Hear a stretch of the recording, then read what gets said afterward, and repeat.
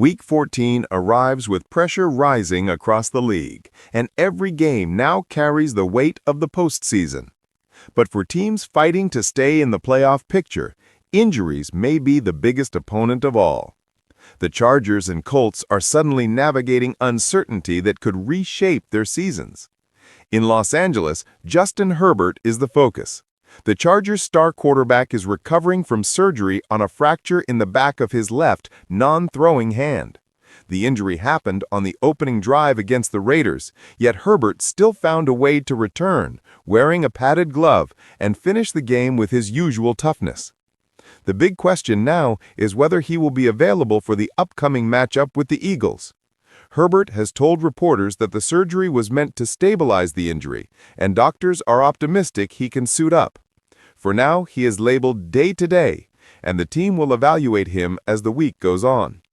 His availability could shape the Chargers' postseason hopes, adding extra drama to an already crucial matchup.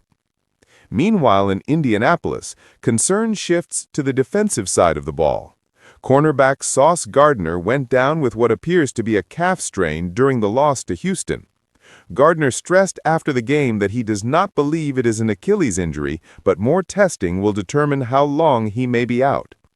The Colts have leaned heavily on Gardner's playmaking all season, and losing him for any amount of time would be a major setback as they try to stay in the AFC race. Quarterbacks across the league also took some heavy hits this weekend. In Buffalo, Joey Bosa rocked Aaron Rodgers hard enough to leave the veteran quarterback with a bloody nose and briefly push him out of the game. In Jacksonville, Trevor Lawrence absorbed a crushing hit from Arden Key that instantly set off a bench-clearing confrontation. And in Minnesota, rookie Max Brosmer's debut became a harsh learning experience, with sacks, turnovers, and a relentless Seattle defense exposing just how thin the Vikings' quarterback depth has become. But one of the biggest surprises of the weekend came from Carolina.